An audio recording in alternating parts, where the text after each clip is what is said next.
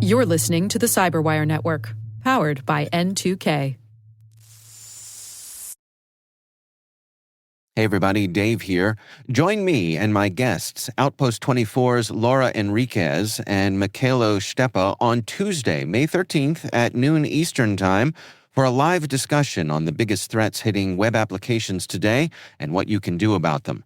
We're going to talk about why attackers still love web apps in 2025, the latest threat trends shaping the security landscape, how to spot and prioritize critical vulnerabilities fast, along with scalable, practical steps to strengthen your defenses. Again, the webinar is Tuesday, May 13th for our live conversation on the state of modern web application security. You can register now by visiting events.thecyberwire.com. That's events.thecyberwire.com. We'll see you there. And now a word from our sponsor, SpyCloud. Identity is the new battleground, and attackers are exploiting stolen identities to infiltrate your organization. Traditional defenses can't keep up. SpyCloud's holistic identity threat protection helps security teams uncover and automatically remediate hidden exposures across your users, from breaches, malware, and phishing to neutralize identity-based threats like account takeover, fraud, and ransomware. Don't let invisible threats compromise your business. Get your free corporate darknet exposure report at spycloud.com/cyberwire and see what attackers already know. That's spycloud.com/cyberwire.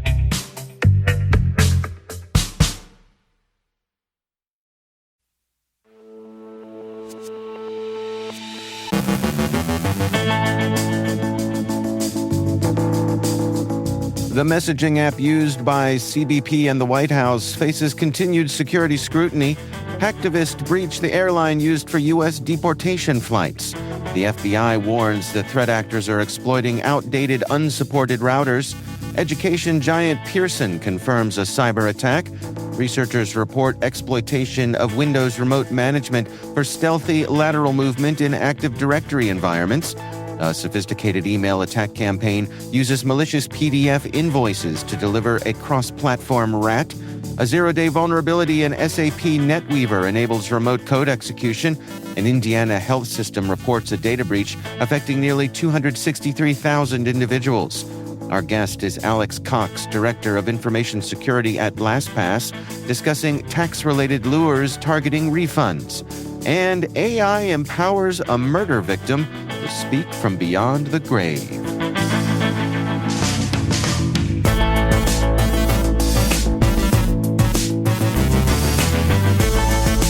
It's Friday, May 9th, 2025. I'm Dave Bittner, and this is your CyberWire Intel Briefing.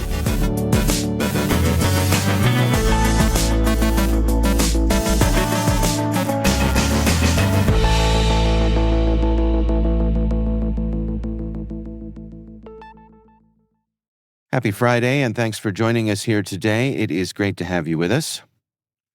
The U.S. Customs and Border Protection confirmed it uses at least one app from Telemessage, a service that clones popular messaging apps like Signal and WhatsApp, but adds archiving features for compliance. Following a detected cyber incident, CBP disabled the app.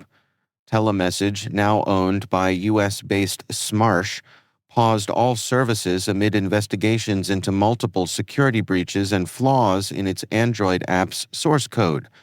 A recent photo showed former National Security Advisor Mike Waltz using the app, appearing to chat with officials including Vice President J.D. Vance. Senator Ron Wyden has urged the DOJ to investigate, calling the software a national security risk. Despite being a federal contractor, Telemessage's consumer apps aren't approved under FedRAMP. The full scope of government use remains unclear. Hacktivists claiming ties to Anonymous breached Global X Airlines, a U.S. government contractor used for deportation flights, stealing flight records, passenger lists, and months of itinerary data. They defaced the airline's website with a political message and a Guy Fawkes mask image, criticizing the company's role in deportations. The hackers contacted journalists and leaked data showing details of flights deporting hundreds of Venezuelan migrants, some mid-flight, while legal challenges were still pending. According to 404 Media, the hackers accessed Global X's AWS cloud by exploiting a developer token and retrieving access keys. They also reportedly sent messages to pilots using a flight operations tool and accessed the company's GitHub. The breach highlights several security lapses. As of now, neither Global X nor U.S. immigration officials have commented. The FBI has warned that threat actors are exploiting outdated, unsupported routers, likely from brands like Cisco's Linksys and Ericsson's Cradlepoint, using unpatched vulnerabilities and remote management software. Hackers bypassed authentication to gain shell access, installed malware, and turned the devices into part of a botnet. These compromised routers were then used as proxies via the AnyProxy and 5SOX networks, helping criminals hide their activities. Malware communications included a two-way handshake with a command and control server. While no specific group was named, the FBI noted that Chinese cyber actors have exploited similar vulnerabilities in the past. Users are urged to replace old routers or disable remote access. This alert follows the release of OpenEOX, a proposed standard to better manage end-of-life disclosures for tech products. UK-based education giant Pearson confirmed a cyber attack in which threat actors stole corporate and consumer data, mostly described as legacy data. The breach reportedly stemmed from an exposed GitLab personal access token in a public .git config file, allowing attackers to access source code and embedded cloud credentials. Over months, they allegedly exfiltrated terabytes of data from AWS, Google Cloud, and services like Salesforce and Snowflake. Pearson says no employee data was stolen and is continuing its investigation. Researchers at Practical Security Analytics report that threat actors are increasingly exploiting Windows remote management for stealthy lateral movement in Active Directory environments. WinRM, used for legitimate remote administration via PowerShell, becomes a powerful tool for attackers once they obtain valid credentials through phishing, brute force, or credential dumping. Using WinRM commands like invoke command, attackers scan for accessible systems on ports 5985 and 5986, authenticate remotely, and execute malicious payloads under normal-looking processes. Advanced techniques, including PowerShell cradles and reflective .NET loaders, allow payloads to run entirely in memory, bypassing AMSI and logging. The researchers outline a typical attack chain: initial access, reconnaissance, credential abuse, payload deployment, and privilege escalation. They recommend restricting WinRM access, monitoring anomalies, and enhancing endpoint detection to catch misuse of this native Windows tool. Researchers at Fortinet have uncovered a sophisticated email attack campaign using malicious PDF invoices to deliver a cross-platform remote access Trojan called Ratty. While primarily targeting Windows, the malware also affects Linux and macOS systems running Java. The attack starts with deceptive emails that pass SPF validation using the Servicio de Correo.es service, luring victims into clicking buttons in the PDF that launch a multi-stage infection. The process uses Dropbox and Mediafire to host files, ngrok tunneling, and geofencing to evade detection. Victims in Italy receive a Java-based jar file, while others see harmless documents, fooling email scanners. Once active, Ratty enables attackers to execute commands, log keystrokes, and access webcams and files. The campaign highlights how attackers combine social engineering and advanced evasion to bypass security and maintain persistent access. A critical zero-day vulnerability in SAP NetWeaver has been exploited by threat actors to compromise hundreds of systems worldwide, enabling remote code execution.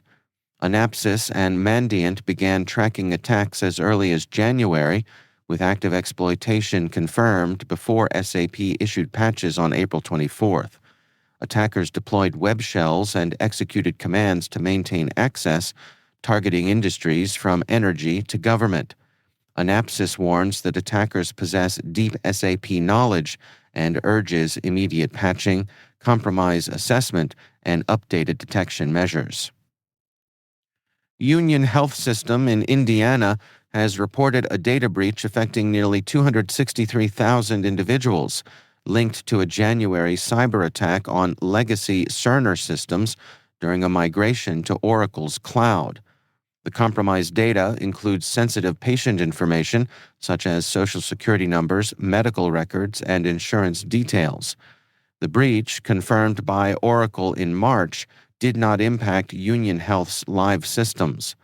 Lawsuits allege negligence by both Union Health and Oracle and claim a threat actor named Andrew is extorting affected hospitals. Oracle denies a breach of its cloud infrastructure, but acknowledged unauthorized access to outdated servers. While Oracle will cover credit monitoring costs, it won't notify individuals directly. Union Health is offering free credit protection and is facing mounting legal pressure over its handling of the incident.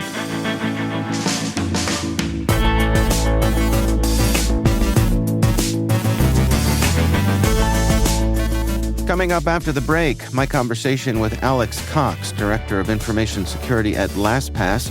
We're discussing tax-related lures targeting refunds. And AI empowers a murder victim to speak from beyond the grave. Stay with us.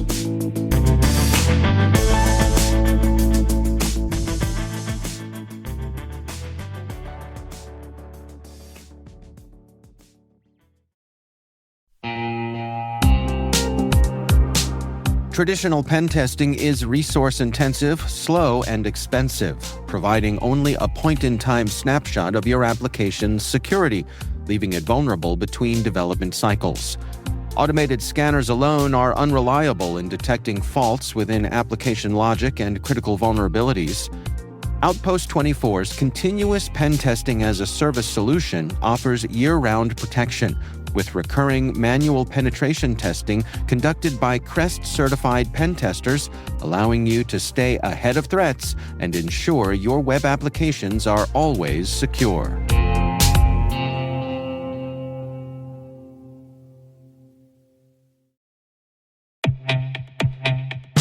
And now, a word from our sponsor, Black Kite.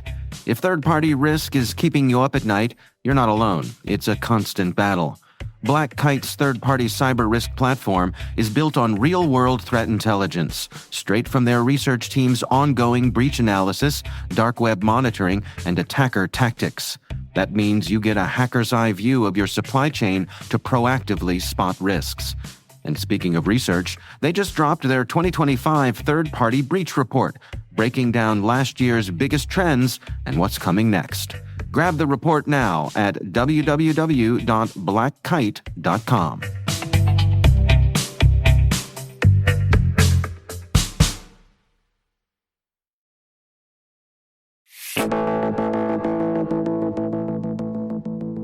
Our guest is Alex Cox, Director of Information Security at LastPass. We're discussing tax-related lures targeting refunds. So I'm glad we get to catch up here today because, there's a flurry of activity, and I think on people's minds as we come up to tax season, which of course here in the U.S. is in April. But then on the other side of that, I think a lot of times people get their guard down, and you and your colleagues at LastPass are saying maybe not so fast. There's still some things that need your attention. Yeah, absolutely. So tax season is just like any other, significant time of the year, be it a holiday or, some deadline or what have you. And what I typically tell people is that the bad guys are, entrepreneurial and opportunistic. So they will use any one of these things as, lures to accomplish their goals, right? They adapt to current news. They adapt to holiday cycles. So, what we see every year come tax time is, these typical, tax season type attacks. the thing that's really interesting that sort of developed over the past probably 5 or 6 years is, you've heard this about this move from these smaller kind of intrusion attempts to what the bad guys are doing now, which is big game hunting, right? They're going to go for a much bigger firm to attempt to get access to a lot more data. And over the past 5 or 6 years, we've seen that in the tax season area too, right? So instead of a bad guy attacking an individual taxpayer, which they still do, they may also go after a CPA firm or a tax preparation agency or, a big online tax company. The idea there being that I get into that firm, I've got access to a whole bunch of people rather than just those onesie-twosies that I'm targeting individually. So this time of year, what sort of things are you seeing? Does it have to do with things like refunds? Yeah, I mean, so if you think about if I'm a tax preparation agency or I'm an individual submitting my tax return or tax information, that's kind of like, an open book to your life, right? It's got your employer, it's got your address, it's, potentially got your relatives, it's got identifying information about you. The bad guys can then take that and do, what they want to with it. They can apply for loans, they can, do, various fraud. We've actually seen them get fake tax returns through the IRS. So they'll pretend to be you, submit their tax return, get a tax return, and then, off they go with your money. And then the IRS comes after you and says, hey, you made a mistake, give us our money back. So yeah, it's really interesting and kind of varied the way the bad guys act around this time of year. And I suppose they're looking for bank account access, trying to pretend like they need to direct deposit things, stuff like that. Yeah, I mean, so, if you think about what you can do with, say, somebody's social security number and their banking info and that sort of thing, they could do everything from social engineer their way into your bank account. But with that sort of information, they might also be able to social engineer their way into an email account or, some online account. And, what's very common is when you get this base source of identity information for a person, the bad guys are good about leveraging that for multiple things. So it's kind of here's one piece of info that's going to get me into a lot of places. We are in, I'd say it's fair to say, a bit of a chaotic situation in Washington, D.C. There's a lot of uncertainty with organizations like the IRS. Are the bad guys taking advantage of that uncertainty, of some of the things like layoffs that we've seen with those kinds of agencies?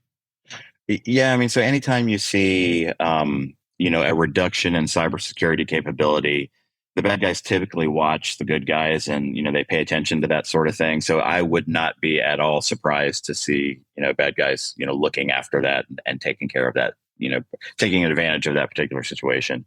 The other thing that's playing a part now is AI and the use of AI with the bad guys. So, we see a lot of bad guys doing, phishing checks. Here, I'm going to do this phishing message. Let me put it into Chat GPT and make sure it makes sense, because maybe I'm not an English speaker and I can make it sound like, believable English by putting it through, Chat GPT. So what we see is these messages that, people send you are still very, the bad guy sends you are very believable when it comes to the way that the language is used. There are still, some technical means to detect if they're, good or bad. But the use of English language because of AI has gotten much, much better. So suppose I'm the security professional at my organization, and I want to go down the hall and talk to my chief financial officer, maybe some folks in HR who are taking care of payroll or, those kinds of things. What sort of topics should I be bringing up with them for them to have on their radar? Yeah, I mean, so what I always tell people is, be suspicious, right? When you get that text message that says, "Hey, this is the IRS, you owe us money," look a little closer at it, right? So I'll give you an example. I had a friend send me one this morning, and she said, "Hey, is this phishing?" And I looked at it, and it was very believable from the USPS, apparently. But the domain was a .cc domain, so .cc is Cocos Island in Australia. The IRS or USPS is probably not going to use that infrastructure. They're probably going to use a .com or a .us or something in the US. Right. So being kind of suspicious there. The other thing I tell people is, especially when it comes to tax information, if the IRS wants to get a hold of you, they're gonna do so in many different ways, right? So maybe you will get a text message, at some point, because you do get text messages that say, "Hey, your federal return has been accepted." if you go to the IRS website, you'll also see your tax info there, right? If you look in your mailbox, you probably will get a letter from the IRS as well. So it's one of those like, okay, here's the single point of info. Let me see if I can verify it in other places. But yeah, I think largely just being very suspicious, as to any single point of information that you just sort of suddenly get out of nowhere, be suspicious of it. Just going, broader now, folks like you and your colleagues there at LastPass who are in the password manager business, what part do offerings like yours play in this? Not just the ones that you do, but, your competitors. What sort of safety and mitigations do people enjoy from having that extra layer? Yeah. I think the most important thing with a password manager is that you're able to create unique passwords for each site that you use.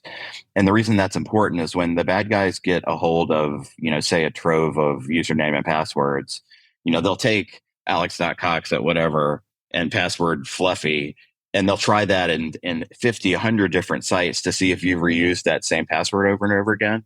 So when you use a password manager and you're creating those individual complex passwords, if the bad guys get a hold of one of those, they just have access to one site. They don't have access to everything. So that's the main advantage for me is that, here I can create this unique password for every single site. I don't have to remember them. They'd be very hard to guess, and it just kind of increases your security that way.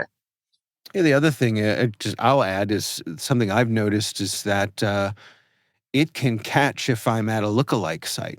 I'll say, hey, I want to log in here. And it'll say, wait a minute, we're not actually at, Microsoft. We're not actually at Facebook or wherever else. Yeah, so hang on there. Yeah, there are, varying ways to approach that problem. Like one of the things that we do in LastPass is if you're going to paste your information into some place that LastPass hasn't seen before, it'll actually pop up with a little note that says, you're about to paste some info into the site. Are you sure you want to do that? Right. So it gives you that little bit of security, that little bit of second check to make sure you're doing what you intend to do. But yeah, absolutely. Like being able to detect those, sites that aren't actually the sites that you have in your vaults is a pretty important feature.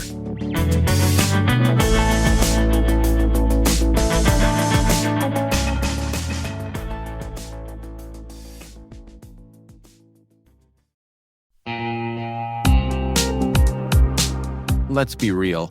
Navigating security compliance can feel like assembling IKEA furniture without the instructions. You know you need it, but it takes forever and you're never quite sure if you've done it right. That's where Vanta comes in. Vanta is a trust management platform that automates up to 90% of the work for frameworks like SOC 2, ISO 27001, and HIPAA, getting you audit-ready in weeks, not months. Whether you're a founder, an engineer, or managing IT and security for the first time, Vanta helps you prove your security posture without taking over your life.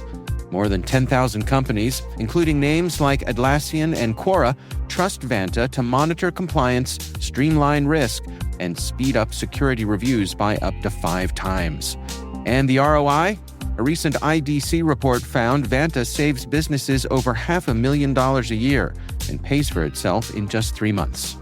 For a limited time, you can get $1,000 off Vanta at vanta.com/cyber.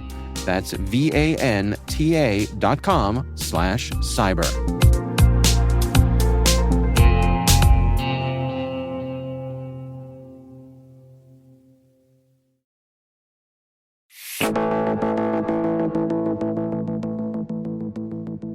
And finally, our Speaking from Beyond the Grave desk tells us of the story of an Arizona courtroom that just heard from a murder victim, but not in the usual way.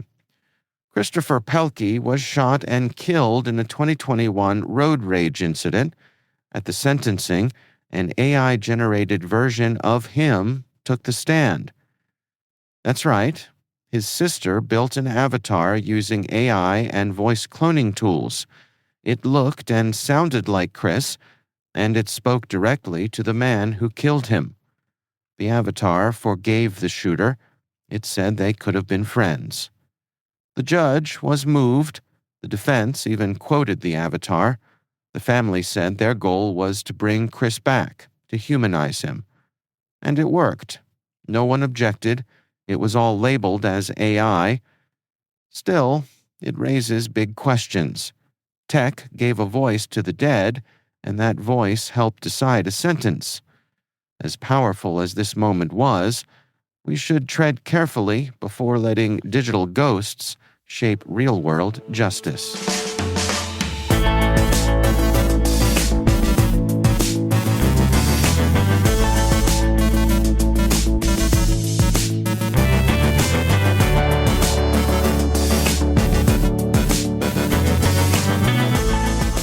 And that's the CyberWire.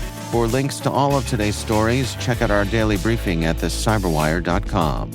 A quick program note, you can join me for a live webinar Tuesday, May 13th. It's titled On the State of Modern Web Application Security. Join me and Outpost 24's Laura Enriquez and Mikhailo Stipa on May 13th, 12 p.m. Eastern Time for this live webinar that dives into the biggest threats hitting web applications today and what you can do about them. We're going to talk about why attackers still love web apps in 2025, the latest threat trends shaping the security landscape, how to spot and prioritize critical vulnerabilities fast, along with scalable, practical steps to strengthen your defenses. Again, the webinar is titled On the State of Modern Web Application Security, Tuesday at noon Eastern Time. We'll have a link to register in the show notes. Be sure to check out this weekend's Research Saturday and my conversation with Lucia Valente from Reversing Labs. The research is titled Atomic and Exodus Crypto Wallets Targeted in Malicious NPM Campaign. That's Research Saturday. Check it out. We'd love to know what you think of this podcast. Your feedback ensures we deliver the insights that keep you a step ahead in the rapidly changing world of cybersecurity. If you like our show, please share a rating and review in your favorite podcast app. Please also fill out the survey in the show notes or send an email to cyberwire@n2k.com. N2K's senior producer is Alice Carruth. Our CyberWire producer is Liz Stokes. We're mixed by Trey Hester with original music and sound design by Elliot Peltzman. Our executive producer is Jennifer Iben. Peter Kilpie is our publisher, and I'm Dave Bittner. Thanks for listening. We'll see you back here next week.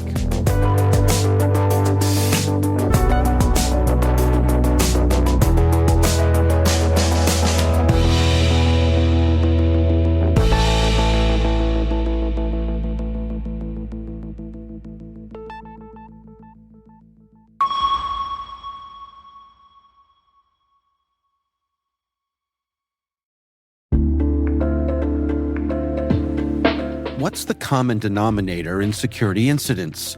Escalations and lateral movement. When a privileged account is compromised, attackers can seize control of critical assets.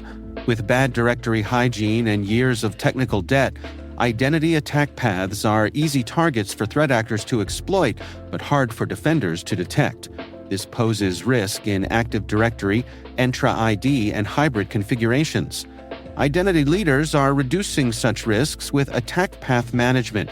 You can learn how attack path management is connecting identity and security teams while reducing risk with Bloodhound Enterprise, powered by SpecterOps.